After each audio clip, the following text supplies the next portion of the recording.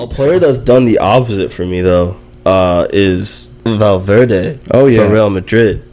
Wow, man, Mickey Mouse is an impressive within player. the season. Within about 2 seasons, he's gone from like, okay, this guy is a pretty good D mid and like maybe a backup right back to we can play this guy wherever on the pitch and he's going to be, bro, he's turning himself into like one of those game changers. Real Madrid is the sexy brand name of football, man. It's the Balenciaga. It's the Gucci. They really got their luster back after that run of Champions League. Facts. Every time though that I look at a Real Madrid team, it's like blown away. I'm in awe of like the names I'm seeing. Like even a young rising star like Vinicius Jr. You're like, damn, Vinicius, Benzema, Modric, Cruz, David Alaba, like blown away. Valverde was always that guy for me that I was like, Valverde, like what does this guy do? Don't care. Like, who's Valverde, man?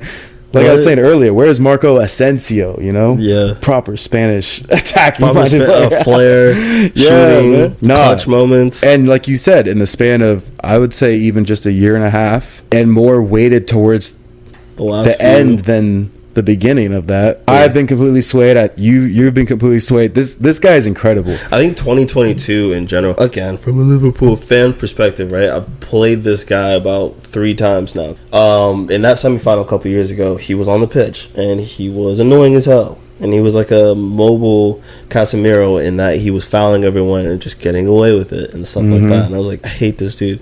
He's useless. Like Real Madrid are going to get rid of him in a couple years because he's just going to be another Lucas Vazquez. They already have one, and he's not. And Valverde's not Spanish, so they're just going to get rid of him. Screw that guy.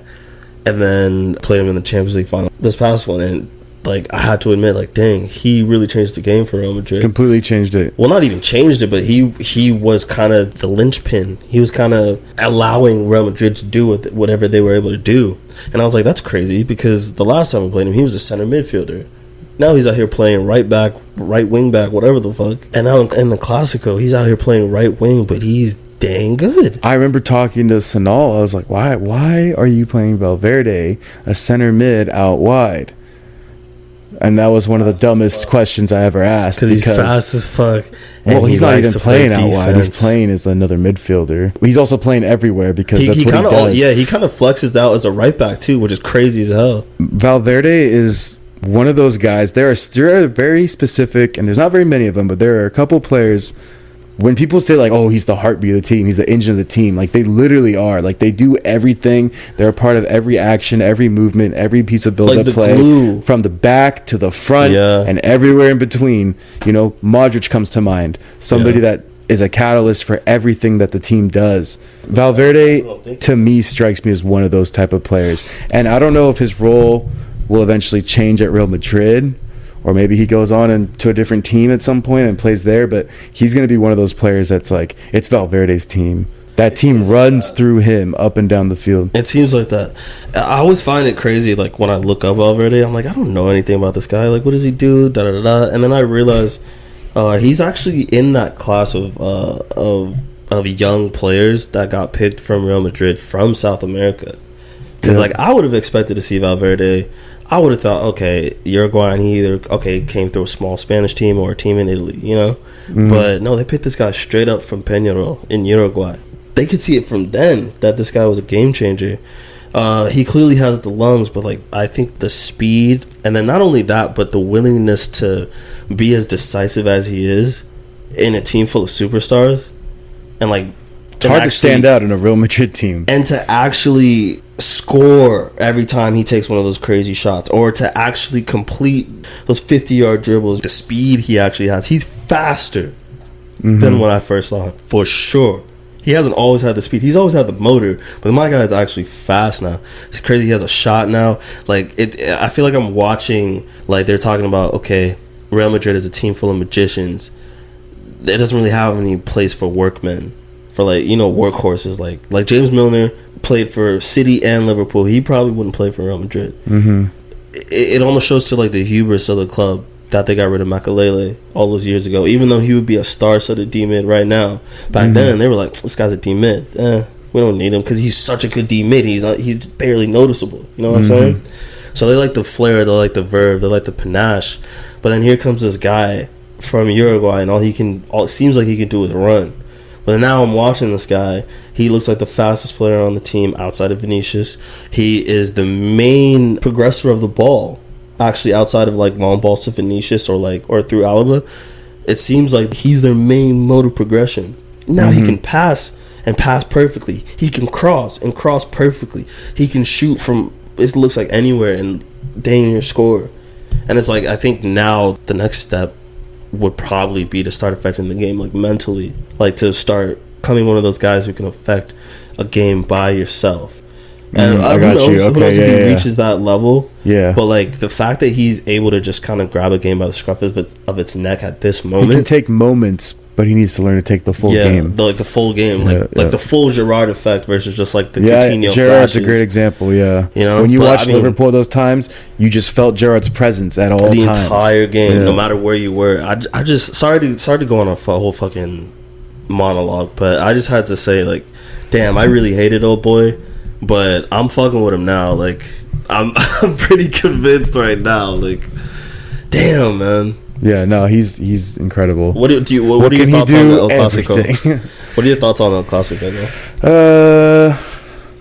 Benzema is the greatest player in the world. He's definitely the best forward in the world right now. No, I didn't actually mean that, but he deserved that award, is what I meant to say. And I don't know, man. Like, to be honest, El Clasico, I've watched the highlights twice. What stands out? I mean, that Ansu Fati run really stands out. Yeah. But a lot of Real Madrid.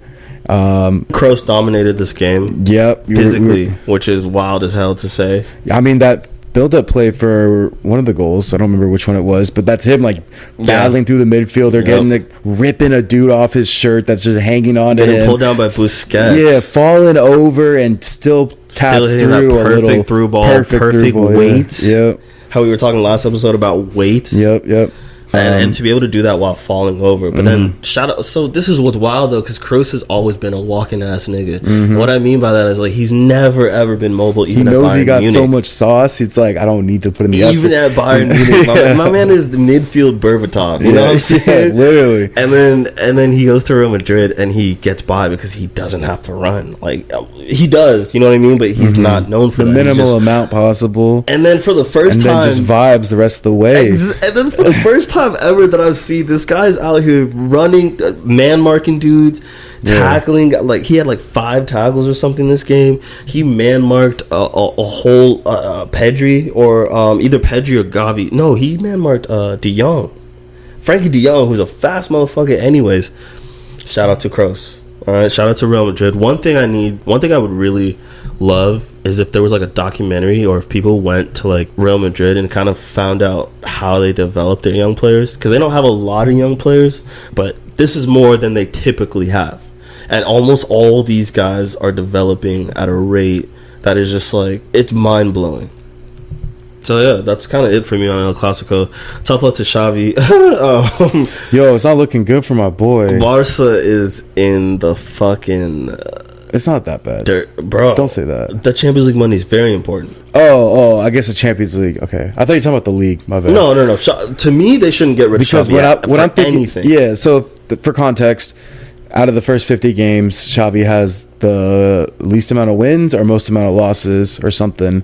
With the worst Barca team, in my opinion. Probably with the worst Barca team, but regardless, in history, whatever, worst record in 50 games, we'll say that, in history, for a Barca coach, which isn't even that bad when you actually look at the record. I don't know it off the top of my head. And if you look at the progression he's made from what Barca was when he took it over to what they are now, gray area, money, blah, blah, blah aside. It's on the pitch only. Yeah. On pitch only. Yeah. Pretty impressive. But yeah, it's not looking good for my guy. He's low-key catching a little heat right now. Well, it's the Drake curse. Huh? It was the Drake curse. Those shirts were fire. The OVO shirts. OVO, man. That's the thing, bro. Drake placed the bet on Barca and on Arsenal that day. Knowing full well the Drake curse is a thing. That was something else I was going to say, actually. Yo, that was some evil shit, actually. There's like a few things in football that are so weird but are so true. So, you know how like everyone, even Liverpool fans, were saying City's going to kill us, and then all of a sudden Liverpool pull out a 1-0 win. But like it seems like that type of thing happens a lot in football, where you're like tempting fate, and like football is like that one sport that like loves to pull out some random shit. But like what I'm getting at is like football is definitely a sport that like tempts fate.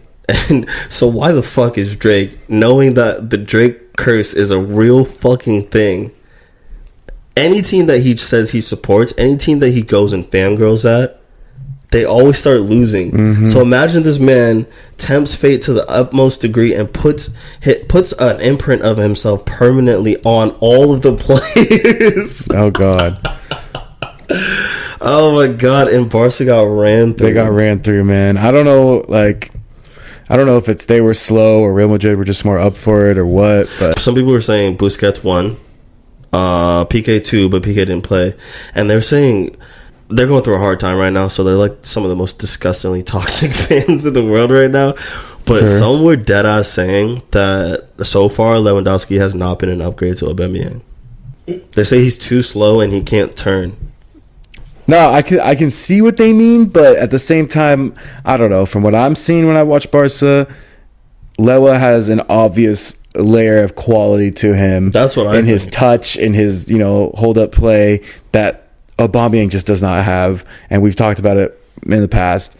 Aubameyang, and when you were describing Salah, Aubameyang is a point and shoot guy. Yeah. Lewandowski has a much more almost control. Like if you think that Lewandowski is not an upgrade on Aubameyang, I beg that you go watch Aubameyang's announcement video or announcement ceremony at the new camp and look at Lewandowski's.